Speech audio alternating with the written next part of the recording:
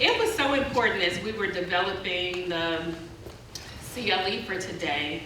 I told Tina that I thought it was really important for us to talk about leadership, and specifically to talk about courageous leadership. Because while we can debate all of the jurisprudence and the case law and philosophical differences on our approach to reforming the criminal legal system, one thing that I know for sure, in order for us to create sustainable reforms, it will require courageous leaders. Courageous leaders who are willing to stand, oftentimes when no one is standing with them. Courageous leaders who are willing to take risk.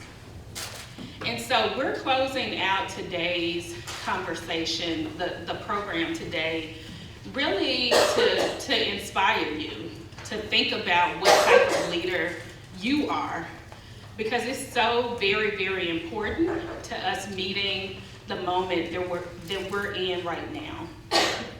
And so one thing, I just want to provide you all a little background.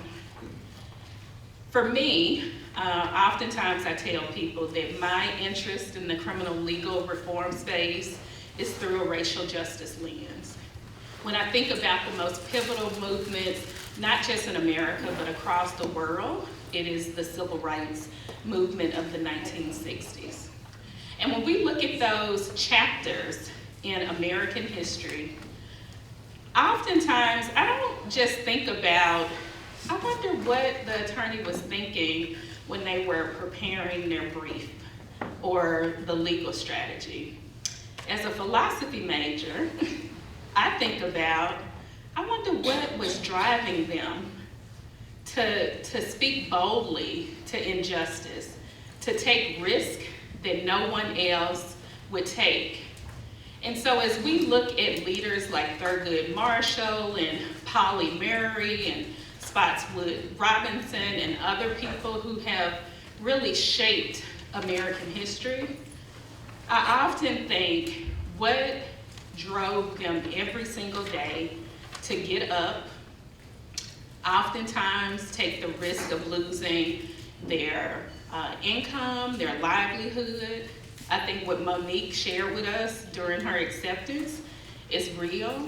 We oftentimes want to applaud leaders, but we don't know the realities of what people face when they are removed from office, when they lose their way to provide for their families.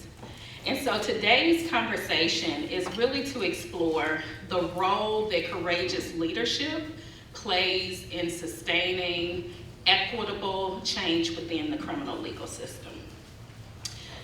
So I'm sure that no one in this room would argue that we're not at an inflection point in America. We know what we face. We've heard the messages about how we must meet the moment.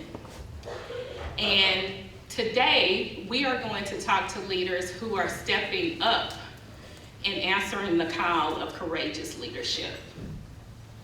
So before I introduce the panel, I mentioned to you Thurgood Marshall, who is Steve Salzberg still here? I would oftentimes pull him aside and beg him to share stories about Thurgood Marshall. But I want to remind people that every courageous leader, their story does not end like Thurgood Marshall. There are some courageous leaders who were ahead of their time, who never got the credit during their lifetime for the contribution that they made. And these stories are very rarely highlighted in American history. We only celebrate those who seem to have achieved certain acclaim. And I want to share with you the story of a Howard Law grad, Polly Murray. She was a pioneering lawyer, civil rights and women's rights advocate, a prolific writer, and a priest. And she actually coined the term Jane Crow. She also was a non-binary person in the 1960s, and she wrote about the intersection of oppression for Black women at the intersection of race and gender. And despite the fact that she was pushing for very groundbreaking ideas that advanced racial and gender equality, Mary never got the recognition or the acclaim that they deserved in their lifetime. And they are often overlooked. And so as we have this conversation, while we want to celebrate those who were courageous leaders and we all celebrate, we also do not want to forget the stories of those leaders who never received credit during the fight, because that is a very real reality around being a courageous leader. Sometimes you're before your time.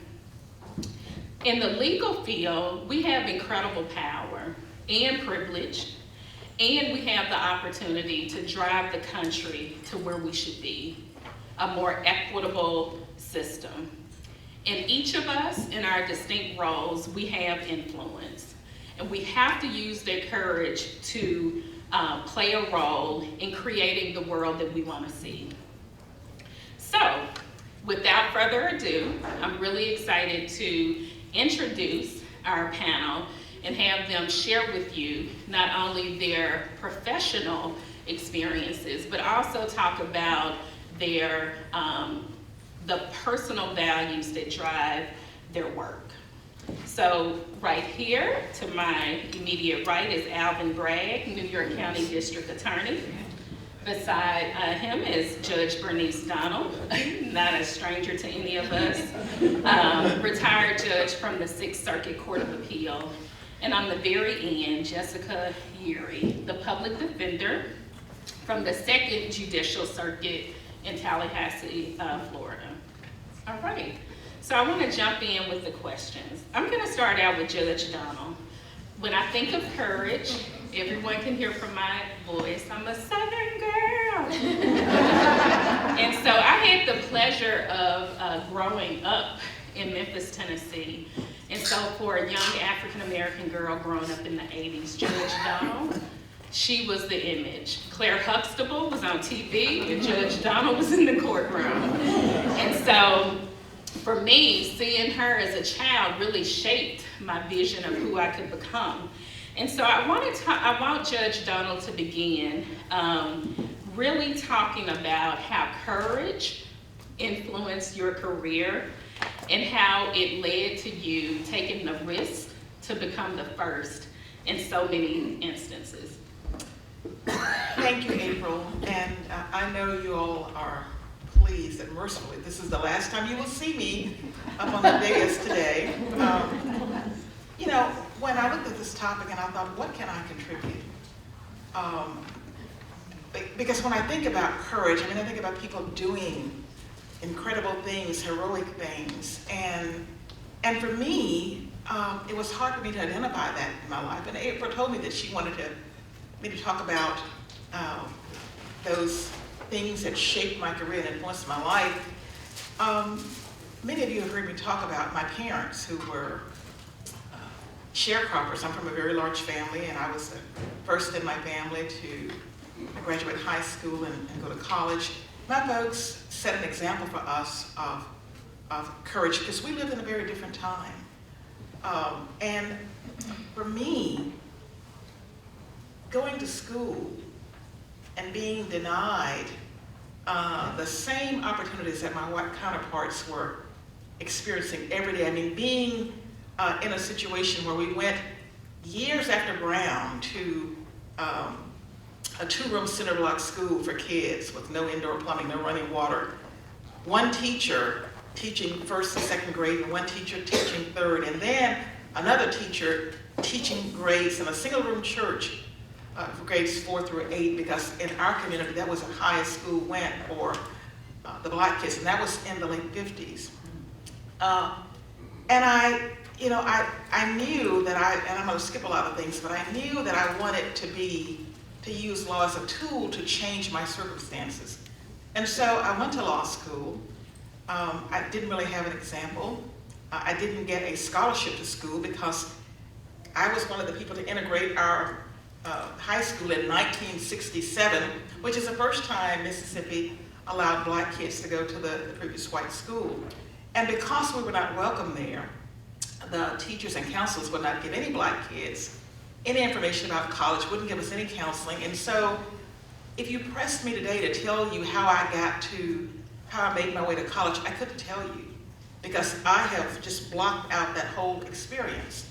But in law school, I always knew that I wanted to try to make law real in the lives of people.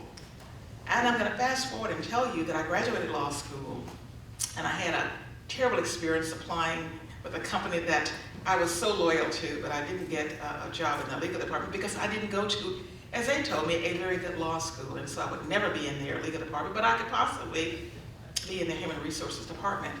And you know, that was a defining moment in my life because I needed to prove to myself that I was good enough. And I'm again going to fast forward and tell you I did prove that.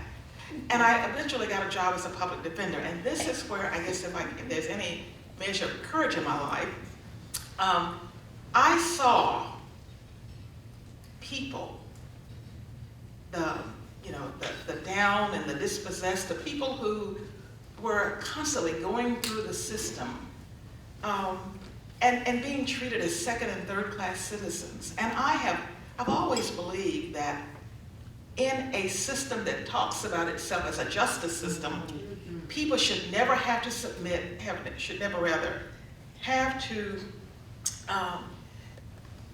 leave their human dignity. They shouldn't have to leave their humanity at the altar in order to get justice. And I saw people, judges, talking to people and sentencing them and really doing it with disdain. I saw people getting a substandard quality of justice, while there are people who had the means to get their own attorneys would get visible preferences. And I thought, that's just not right. And I want to tell you the one thing that really caused me to step out and do something. One day I was in court, it wasn't my client, I was waiting in line to talk to a prosecutor about my client, and before me, there were other people waiting to talk to the prosecutor, and one woman, she was about 4 feet tall and very visibly pregnant, and she needed a public defender. And the judge was giving her the colloquy to determine whether she was capable of hiring an attorney or getting the public defender. And the judge asked her, what is your source of income? The woman said something like, welfare, whatever. The judge then asked an appropriate question. Do you have any stocks, bonds, jewelry? No. The judge said, how many children do you have? And I don't know what the woman's answer was, but the judge then said, I see that you're pregnant now. Are you having more children to get a bigger welfare check? And the woman looked stunned, and that got my attention because this was criminal court. The woman was charged with shoplifting. This was not some fraternity court. And then the judge went on to say, do any of these children have the same father? And you see the stereotypes writ large. And her final question was, and who is the father of this child? And the woman just stood there, and the bailiff went over and said, you heard the judge, who's the father of this child? And it was that moment that I thought, people should not be denied basic dignity in court. And if they can't expect to get dignity in church or synagogue or temple and church and court, where else can they have a reasonable expectation? And it was that moment I decided, basically 3 years out of law school, that I could do better than that. And call it courage, call it foolishness or whatever, but I decided that I could do better and that I had an obligation to the community to do better. And so I made a decision to run for judge. And that was in 1980, well, I made the decision in late 81. I actually ran the race in 82. And I had an opportunity in that moment to actually educate the community. People didn't give me much of a chance. I was running against serious odds. And at the close of the day, on August 5th, 1982, all of the networks in Memphis said, Donald ran a good race, but she lost, and maybe she'll try again. But an interesting thing happened. As votes from the communities of color came in overnight, that next morning, the result was different, and I won. And I've used that platform to try to make a difference and to clear and create a path for others to become judges. And now in Shelby County, we have a number of judges of color. But at that time it was a scary thing because I had the risk of losing. I had the risk, once I got there, of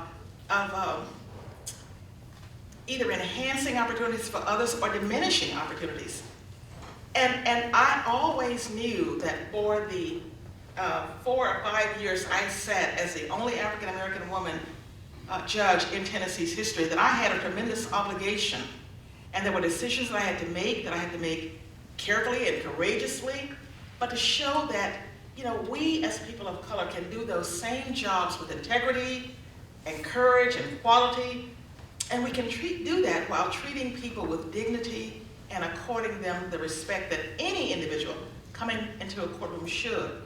Now, yes, there were cases and decisions that I made, but I think, looking back on my life, that was one that I did by my example that turned out to be a pretty courageous decision. Had I lost, it probably would have been a foolish decision, but, you know, in the hindsight of history, call it courageous.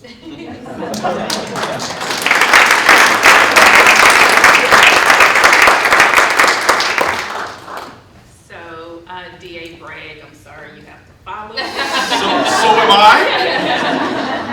But, you know, we do want to talk about the realities of the current environment concerning Get Tough on Crime, and how do you, as a elected prosecutor who ran on a reform agenda, how do you still advance programs like felony diversion and police accountability units in a not just political climate, but a media climate where there seems to be a lot of opposition? So, thank you, Judge. And I will get to the substance, but I think the short answer, I was thinking about this when you were talking about Spotswood Robinson. I was just thinking about when the judge was talking. I've had a lot of judges in my life who had a lot more challenging, or they fought the battle. And so this is easy in comparison. When you were talking about Spotswood Robinson, when I was a 3L in law school, I was a research assistant for Professor Ogletree. And he had the wisdom, as he often did, to convene the Brown v. Board team. He said, look, we're not going to be able to do this in a few years. And I can remember, you know, sitting in the Ames courtroom at Harvard Law School, and the Brown v. Board team, we're not far away from Howard Law, you know, talking about alphas and Qs and playing spades, and all of this in the middle of their obviously momentous work. And that was inspiring for me. But that interspersed with their real sacrifices. You know, I'm fortunate to be in Manhattan in 2023, and we obviously have our challenges, but when you think about what the judge just talked about, that race, and you think about that litigation team, you know, literally, you know, not being able to stay places. Well, we're in the Marriott right now, they couldn't have stayed here. So I think it gets the backdrop of that history. What we're trying to do in Manhattan is small, to be blunt. But we are doing some things. So you asked me to talk about them, so I'll talk about them. And the first one, I'm sitting right across from Wayne McKenzie. I don't know if we'll be right with this. I'm talking about his division, our Pathways division, which is our diversion model. So we had the way that Manhattan District Attorney's Office is set up as a trial division, which really did everything in our trial courts until a couple of years ago. We've now divided that and created a division focused on early examination of the cases. So literally the second day after arraignment, Wayne's team looks at every single felony case, divides it in yellow, green, red for what is eligible or likely for diversion. In stark contrast, I think for a lot of offices, but certainly mine, where the model would have been, you wait 6 months to someone, Tina's shop makes a motion, and then we think about it. And so now we're like, look, we want to be, really doing this ourselves and doing it early, because, if you have a mental health issue, the last thing we need to do is sit in Rikers for 6 months. And so the very encouraging news is that the result of this model is Our drug diversion, known to those New York practitioners, judicial diversion court, is up 200%. Our felony ATI use is up 140, 150%. And it's not been without, pushback.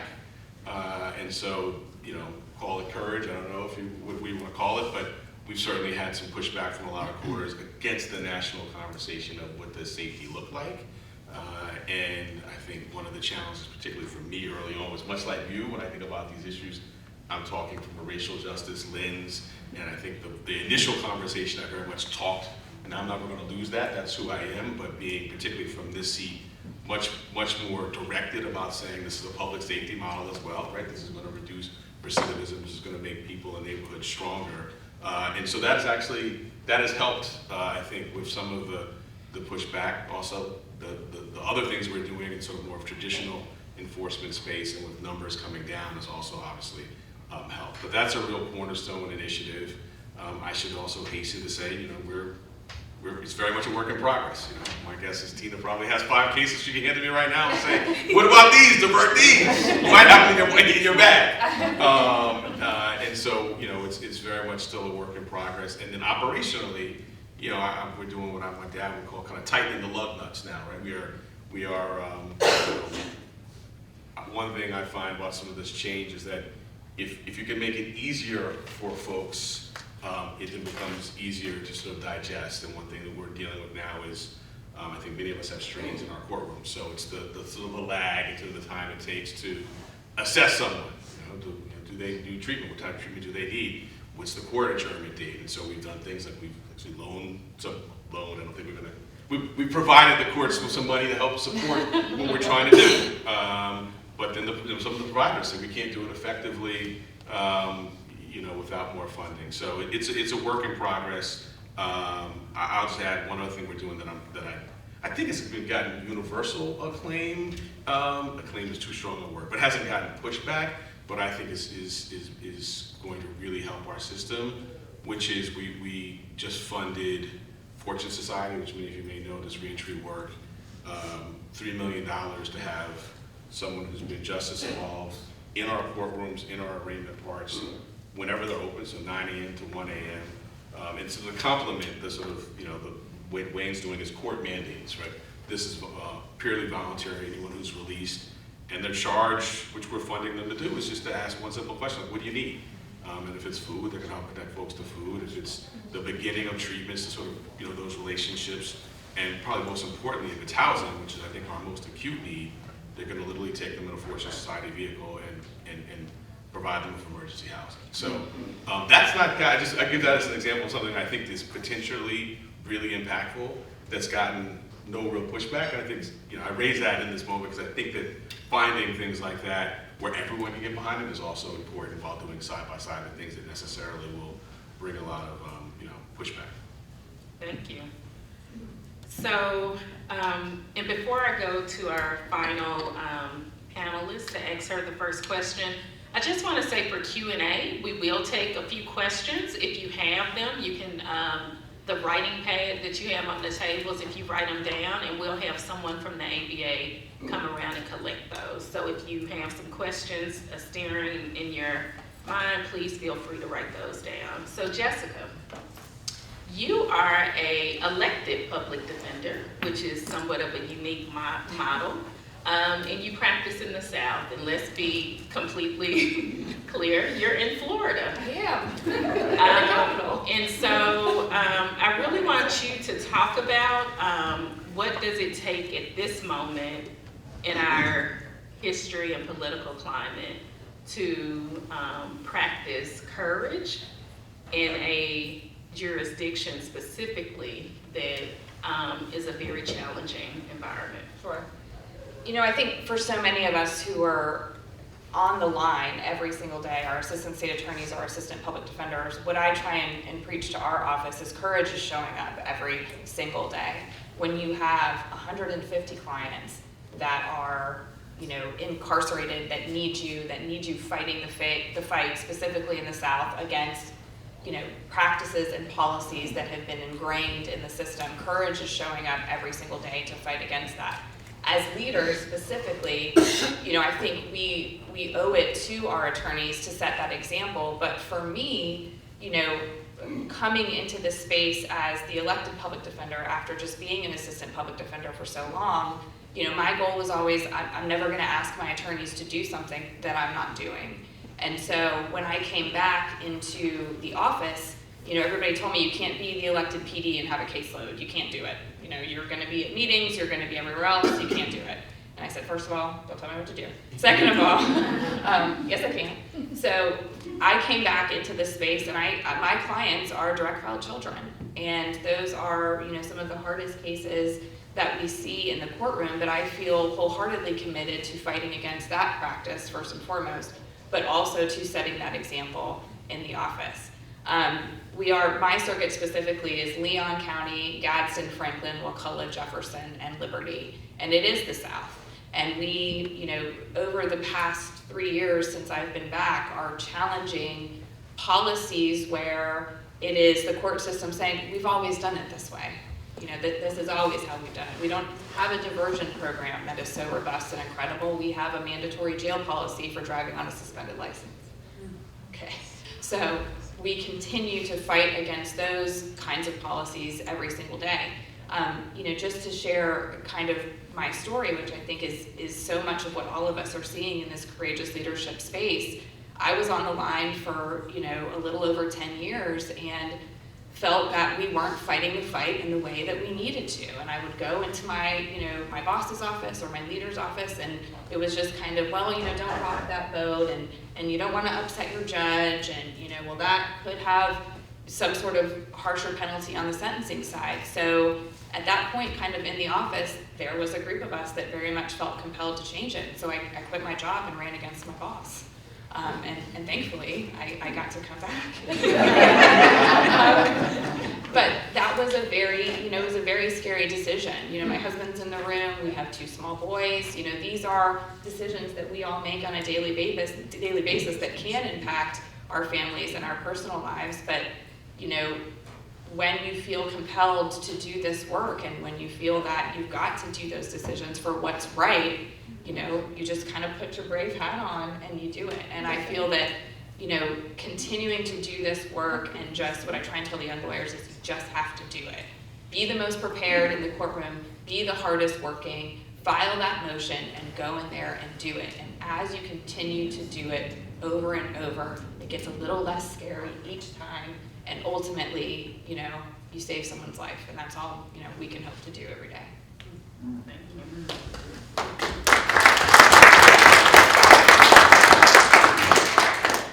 So, I want to ask each of the panelists to share with the audience, what is one of the most courageous decisions that you have had to make in your legal career?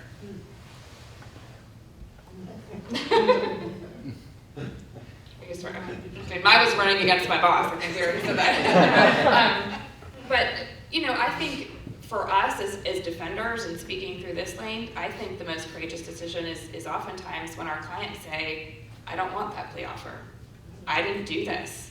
I am innocent. I didn't do this. I want my day in court. And particularly, when it's a time served offer, or it's something that we know they can go home today, or, they could admit to it and, be on probation or be released. So I think very much for us, what I see in that courage, often is sitting next to our clients and giving them the respect and the confidence to say, we support you. I can't promise or guarantee you the outcome, but you are the decision maker in this process. And if you want to turn this plea offer down and you're saying, I didn't do this, then here I am as your lawyer, I am your partner, and we're going to take this to trial.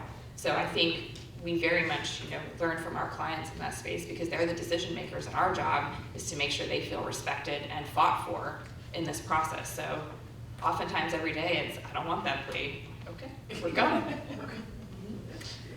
Well, let me say, first of all, how important the American Bar Association has been in my professional career and really in my life, because up until I became a judge way back then, I lived my life sort of in black and white. And I came to an ABA meeting in 1984, and since then I've lived my life in living color, and you are. Two things. When I became a judge back, in the age of the dinosaur in '82, I made sort of an unconscious commitment myself to diversity. I didn't really understand all of those dimensions, but many of you have heard me tell the stories, but for the one person in here, D.A. Bragg, who's not heard it, I'm going to tell you again. So when I became a judge, being the first African-American woman, the clerk of court was a friend of mine. He was a middle-aged white male. He cared about me. He was deeply invested in my success, wanted me to have everything I needed in order to be successful in my new career. Problem? He didn't talk to me about it. And so when I opened court after a big ceremony on September 1 of '82, this is what my courtroom looked like. I was there as the judge, an African-American woman, in an elevated position wearing my black robe. At a 45-degree angle was the prosecutor. Right below me were my he was African-American male. Below me were my 2-minute clerks, an African-American male and an African-American female. And the security team, 4 of them, 1 female, 3 males, all African-American, each in uniform, wearing a standard issue Smith & Wesson weapon strapped to their side. I had a 4-person docket that day. The first person to come into the courtroom was a young white male. He walked in, he looked around, his eyes grew quite wide, because when he surveyed the courtroom, there was no one in there who looked like him. And he came to the bench and asked for a continuance, and I granted that. And 30 days later, he came back to court with an African-American defense attorney. Now, that may have been the person he was going to hire anyway, I don't know. But I suspect it had something to do with his concern about whether he could get justice in a place where no one looked like him. Now, people of color experience this phenomenon each and every day in courtrooms across the country. And through the ABA, I began to be able to work in the diversity, equity, and inclusion space. And I've carried that message in a lot of places, including to my own court. Sometimes that message has been received and other times not. One of my colleagues in the federal court, who had been on the court by the time I got there, something like 30 years, had never had a clerk of color. When you went into his courtroom, there were all law clerk photos, and he kept photos. There were all photos of white men and women, and in the middle there was one dog, because one of the clerks had a dog, and so they photographed the dog and put the dog up. And to her credit, one of his later clerks, a white female, really got him to hire a clerk of color. So I'm coming to the end of this, but when looking at my own court, the Court of Appeals, and some of our judges have managed to get to be feeders, sporadically to the Supreme Court, but several of them had never had an African-American clerk of color or a Latinx clerk of color. They had women, and so that was a diversity, and I think 1 or 2 of them may have gotten an Asian clerk at one point or another. But so I thought, one of my colleagues called me and asked me, he said, I'm teaching at Harvard, and I've got a young man who's just really special, and if you haven't completed all your clerk hires, I'd like you to hire him. I think he would be a good clerk for you. And I thought, why me? He must be an African-American. And so I said I would interview him, but I had no intention of hiring him. I just wanted to see.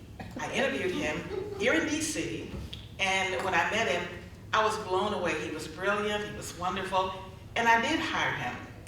But then I thought, I need to show my colleagues what the absence of diversity looks like. So the next hiring term, I hired 4 African-American females. And while I normally only took 2 clerks to court with me, this year I took 3. So when we walked in, there were 4 African-American women strolling down the hallway, because that is not diversity. If you have all of anything, that's not diversity. So I wanted to spur a conversation. I will tell you that no conversation ensued, at least not with me, but that's still one of the things that I find we still need to work on. And working on the people who will decide what the law is need the perspective of different people in there to help make those decisions. And I'm trying to get my colleagues still to see how important it is to include not just racial diversity, not just gender diversity, but diversity of backgrounds and experience. Because when I was on the court, I was the only person who came from my type of background, and I had a different perspective. But it's important that wherever we are, that we speak and make our seat at the table count for something. And I think that's an important aspect of leadership. All right. Here I am again, Yes, the most courageous decision you've ever made. following the judge. So I don't have anything on par with that. But I was thinking when you mentioned the 80s, Yeah. so while you were, diversifying So the you weren't bench. here yet, right? I was a teenager in Harlem, and for me, the through line in my career is police accountability work. So to merge the personal and the professional, I went to law school in large part based on 3 gunpoint stops by the NYPD, which you did not have to go to law school to know about the Constitution.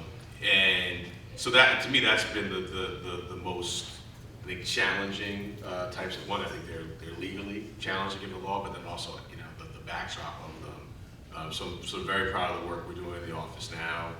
We charged the prior mayor as the head of his security detail for tampering with an investigation. We just charged a few weeks ago it's ongoing, so alleging an officer who responded to a wellness call for a young autistic child, alleging that he punched one of the adults who was offering him a mask earlier in COVID. So that work is very important to me, and been doing it for a while. If I had to choose one of those that I think was probably the most challenging was when I was at the Attorney General's office. We had jurisdiction over cases where an unarmed person was, his or her death was caused by a police officer, and we had a case where we thought we had jurisdiction. The district attorney in that county thought he had jurisdiction, and he took the case. We ended up investigating the investigation, and ultimately ended up charging the district attorney with official misconduct and perjury. And without going into the details of the case that ended in acquittal, so under New York law, it is now sealed, but that was challenging. All right. So I want to encourage the audience, if you have any questions, now's the time. Do I see Jamie in the back in the black shirt? She can take your questions if you want to pass them up. So I'm going to ask the final question on my list. First of all, we talked about the word courage, but I want to define it. Courage is a mental or moral strength to venture, persevere, and withstand danger, fear, or difficulty. So we know that courage is an individual choice. I would like each panelist to share, why is it a principle that guides you, and how does it impact your professional choices? I get to go first. So I'm gonna try to channel the judge. I'm gonna try to do this through a couple of stories.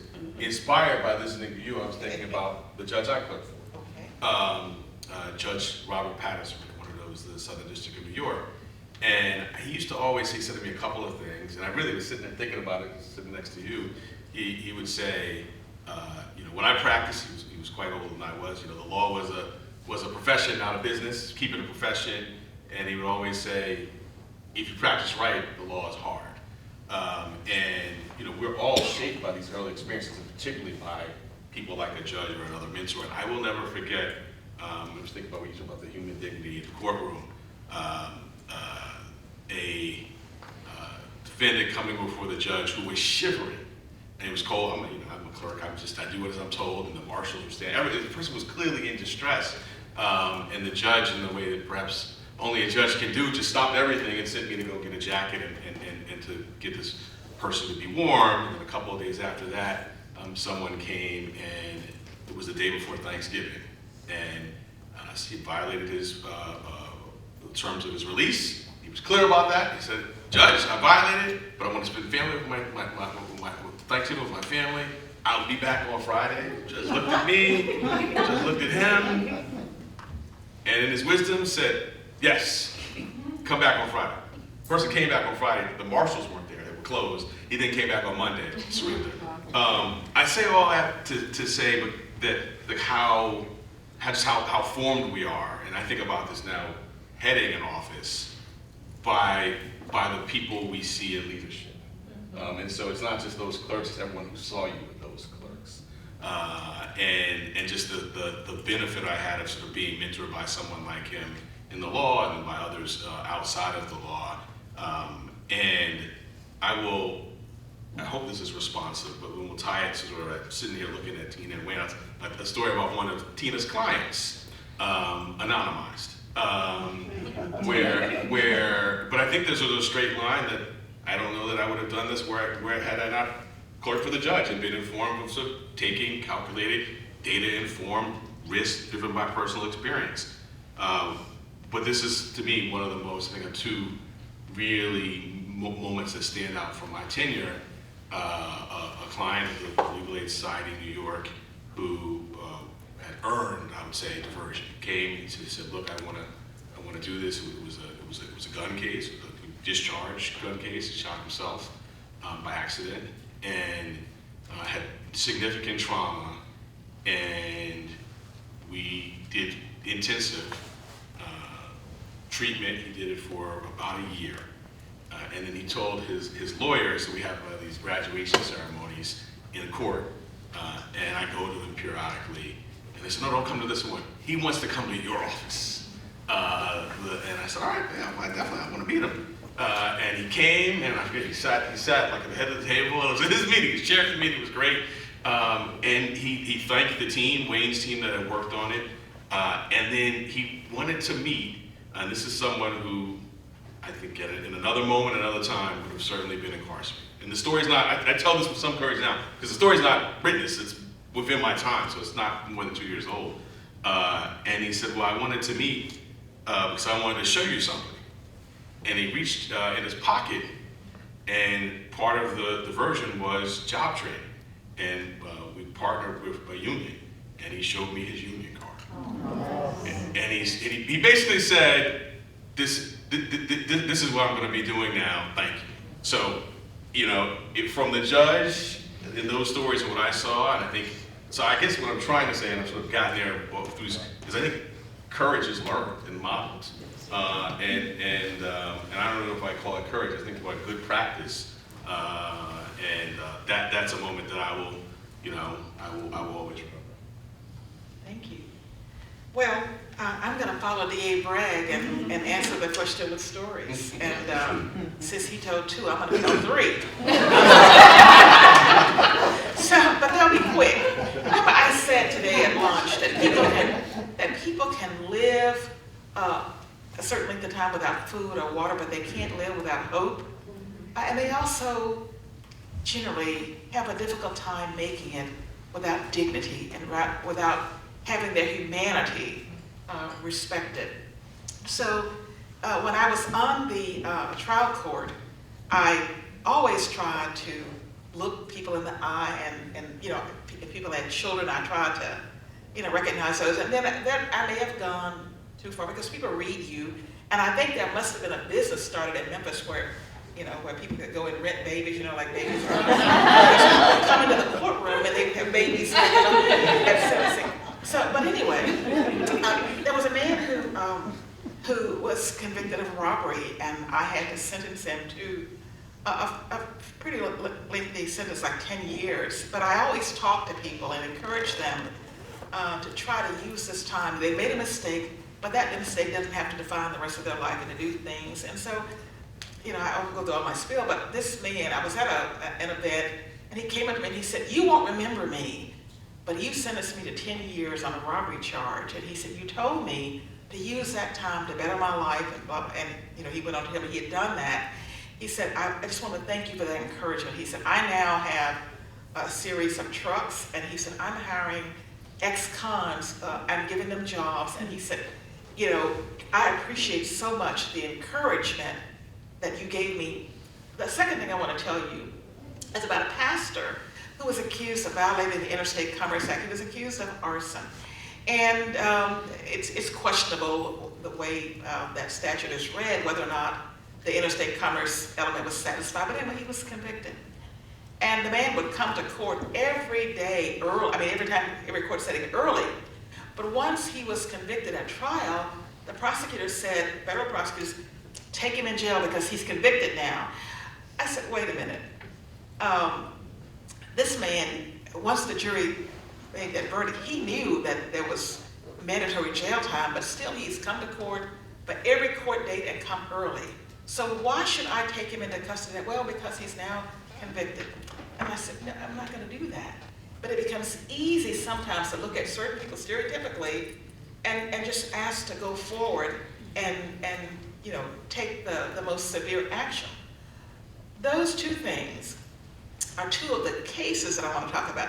But the other thing I want to tell you today is that all of us have a responsibility in the system, whether we're judge, prosecutor, defense attorney, probation officer, to make sure that we always recognize the humanity of every individual, because we put not only ourselves but others around us at risk when we reduce people to non-humans, because then we will encourage them to act accordingly. That's my statement today. Have empathy. I did an internship, like so many of us in law school, my internship was at the public defender's office. And the very first day I was with the juvenile division, we went to the juvenile detention center. And they were doing detention hearings, and when we walked in, there was a little boy sitting there at the table, and he was shackled to his waist, to his feet, and he was shackled to the desk. And to me, in that moment, when I walked in, I was so shocked and so, you know, what is happening? And I just sat there, to your point, and watched the adults in the room just walk around him as if this was normal and this was okay, and they had just been conditioned to think, you know, this is how we treat kids in the system. And to me, in that moment, and I know it sounds kind of, you know, as this catalyst, but it really was. In that moment, I thought to myself, I cannot stand by in a system that allows children and people to be treated this way. And in that moment, I made the decision to be a public defender, you know, for the rest of my life. And I think it really is, it is learned. It's seeing other examples of people slowing down the processing of people through a system. You know, I think all of us as professionals, particularly after coming out of the pandemic, you know, got those emails, we're backlogged, efficiency, what's your case clearance rate, how many dispositions are you closing, how fast are you getting these cases resolved? You know, we had speedy trial told for so long, and it becomes very easy to just continue to go with that process. And I think oftentimes courage in our roles on either side is to stop the process and slow down and say what truly needs to happen in this situation. You know, talking to our clients with the respect and dignity that they deserve, talking to their families with the respect and dignity that they deserve. You know, we meet people on our side immediately within being arrested. Oftentimes when we're meeting at the jail in the morning, they have been in a police car, they've been interrogated, they haven't eaten, they are terrified. For me, it's kids, talking to 12 and 13 and 14-year-old kids. So I think, you know, setting that example and continuing to do that work every single day is what makes us all courageous. The other thing I would say too is learning where your skill set is and partnering with people that are better than you or that know this is it. People will call me in and say, you know, I need mitigation. Help me with mitigation. That I can do. You know, when they say I'm going to file a speedy trial demand, I'm like, all right, you need to go to somebody else because like I take my time on kid cases. So partnering and learning and developing, creating a team of people that not only care as much as you do, but have that innate skill set that may be different than yours is what makes us all courageous leaders, because it's being able to say, this is not, you know, my best legal work, but I'm going to bring in people that absolutely can do this work even better than me, and we're going to strengthen ourselves there. And I'll say it's also just seeing these examples of people who've done the work before. You know, I look at Lisa and Lori over here, who are two, you know, women that I am so grateful to see in this space, but also to work with. These are the trailblazers, and every time they've set a path for us, be a leader, be an attorney in your space that brings somebody else with you and continues to do this work forward, because that's how we sustain. And I just want to say this, something you said about slowing down. I think that can manifest courage. When Professor Redfield and I teach implicit bias, one of the things that she's always reminding people is to slow down, because when we're moving rapidly and we're just churning things out back to back to back, that gives an opportunity for us to operate on biases without actually slowing down and considering people individually and considering the facts of the individuals that are in that situation. So it's really important to sometimes pull back, slow it down. Absolutely. So Jessica, thank you for giving a shout out to two of my friends, Lisa Wayne and many heard from Lisa, but Lori, can you stand up? Lori is the Executive Director of the National Association. So actually this question is from the audience, and it is concerning leaders of color. And the question is, how do you respond to criticism when it is clearly race-based? For example, we know as leaders of color, and Jessica, I'm going to ask you to respond from a gender perspective as a woman. We know that many people, leaders who come before us, may have done the exact same thing that you have done. But when a person of color or a woman or someone from a different community takes that same decision, it is criticized and looked at differently. So how do you respond to clearly racist-based criticism? I think it depends on from where the criticism emanates. I mean, obviously, if your colleagues, you know, are critical, you can have a conversation with them. If lawyers are criticizing you, you keep on doing your job and just do it the best you can. If media is criticizing you, that's kind of a different issue for judges. Because I learned a long time ago, one of my colleagues on that first court, I was upset about something that the media had said that they were doing, and I was going to write a letter and just let them have my sign. And the judge, an older white male judge, said, "Bernice, know you're upset, but never get into a fight with people who buy their ink by the barrel. You will never win it." And so he said, "Time will pass." And so I didn't do anything, but I took that lesson to heart. So I think that criticism, it depends on where the criticism is coming from. But if judges are being unjustly criticized for their decisions while they can't respond, I think bar groups, if they really believe that something is that judges are being, unfairly criticized, that it has an implication on the justice process, they can respond. But I think a judge should never go to the bar group and ask them to respond on their behalf. We just have to take it.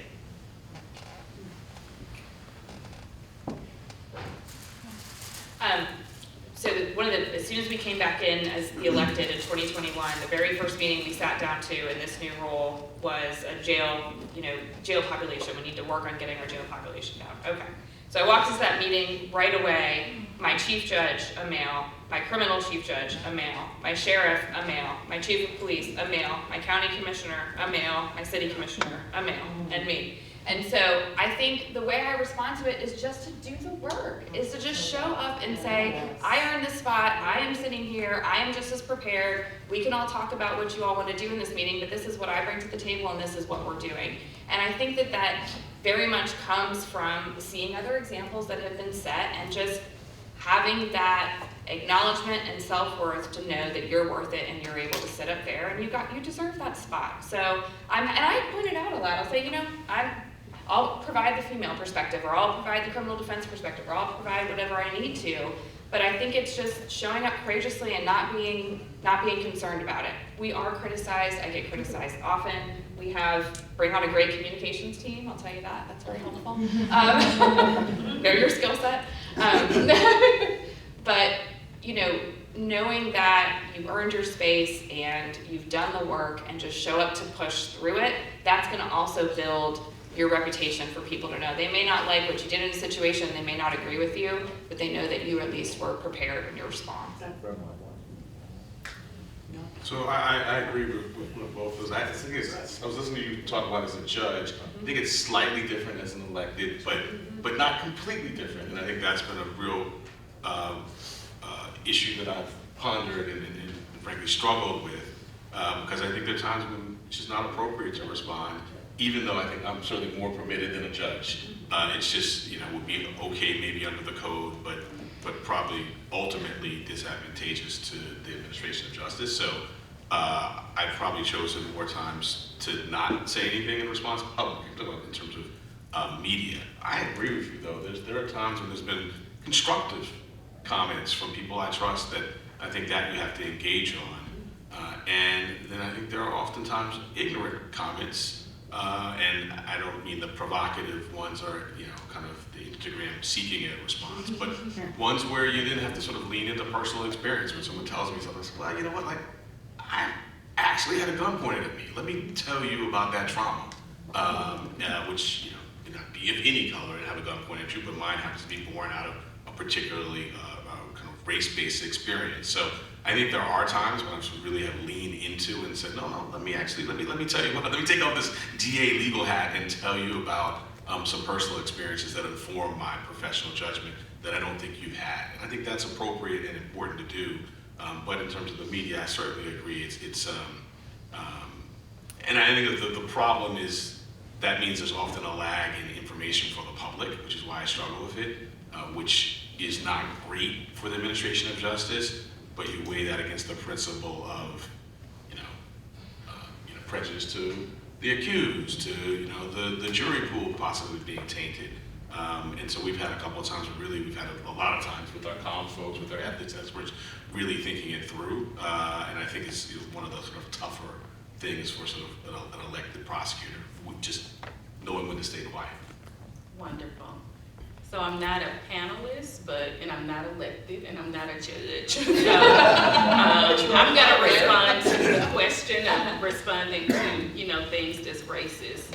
I think it's very important to call out racist behavior. One thing that we learned during 2020 is one thing to be neutral, and it's another thing to be anti-racist. When we see something that is racist, that is unjust, that is gender biased, to actually call people on their behavior, and I'm a big proponent of that.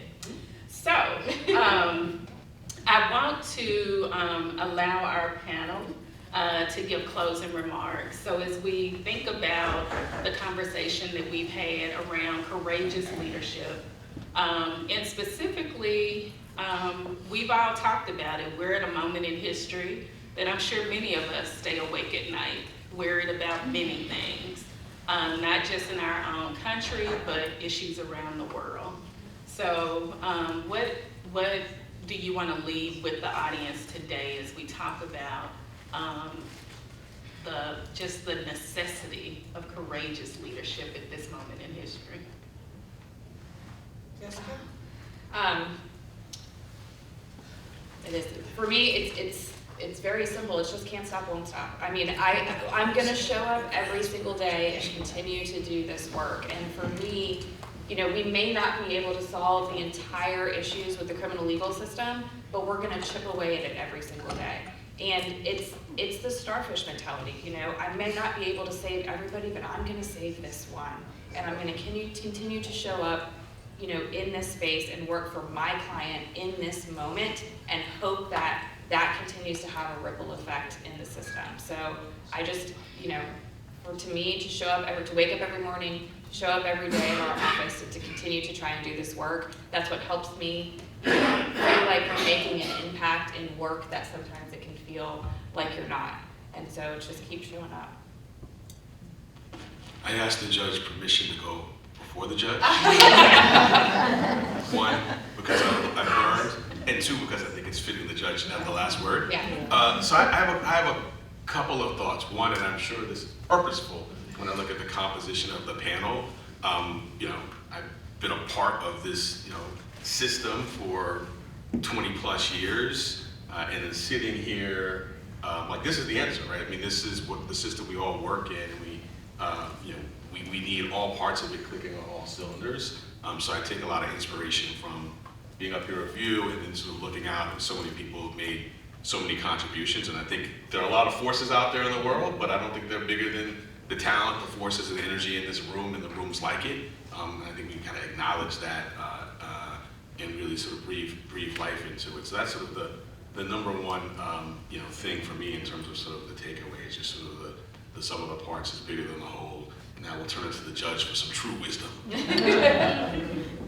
Thank you, D.A. Bragg. You're so generous. I have been in this business for 40 years and 4 months. And I retired January 20th of this year. And there have been moments that it's been very difficult. There have been moments in this job where it has been very lonely, even being on a multi-member court, because I know that I have to do the work, I have to be the best judge that I can be, and those things that I told you today, those things are a part of my DNA. But I know that some of those things, when I utter them, they will cause people to say that I am soft on crime. Maybe I'm characterized, and I haven't heard this, as one of those judges who just is a social worker on the bench. Maybe, I don't know. But I have to be true to me.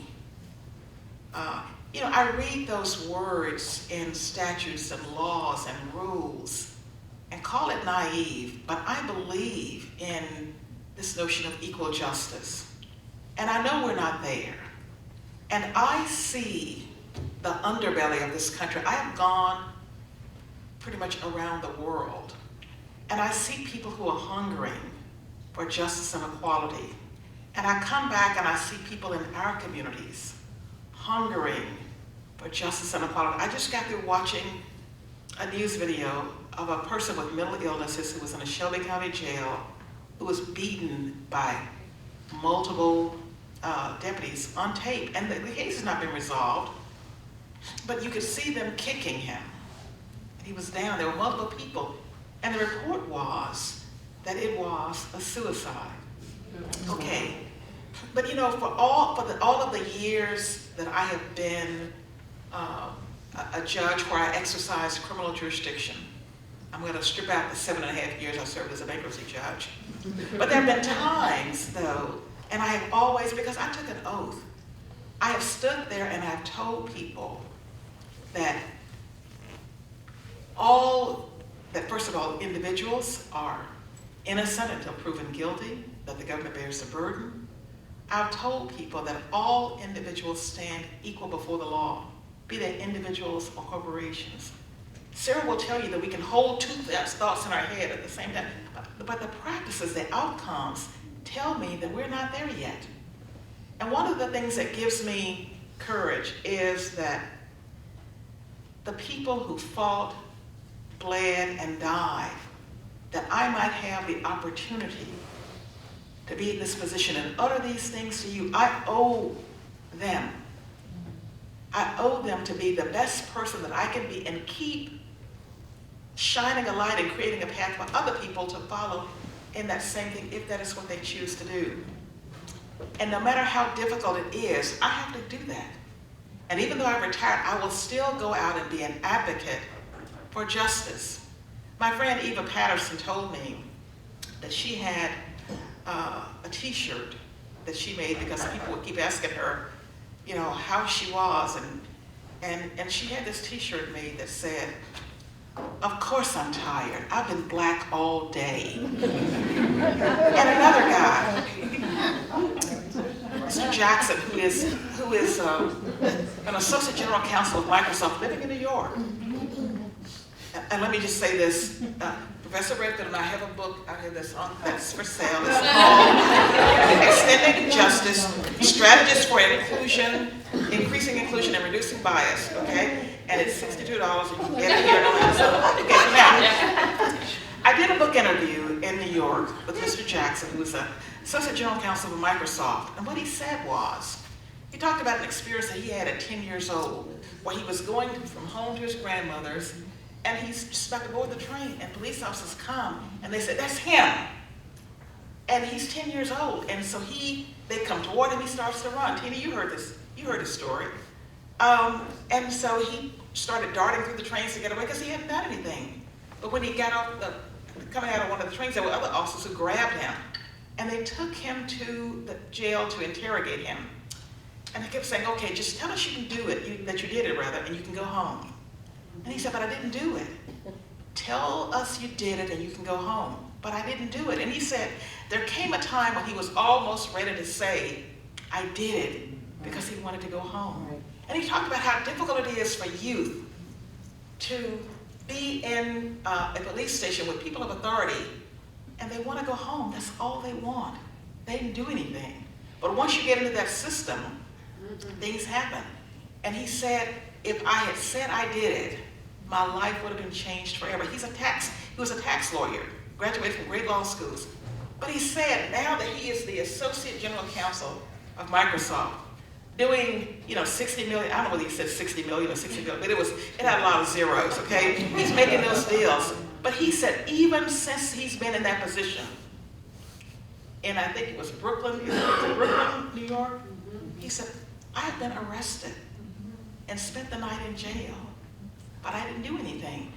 There is risk still to being African American in America.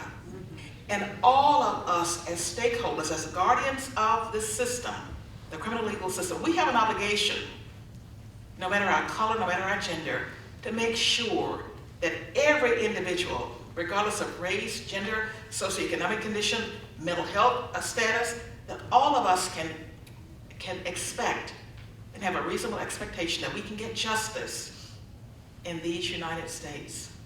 Thank you so much.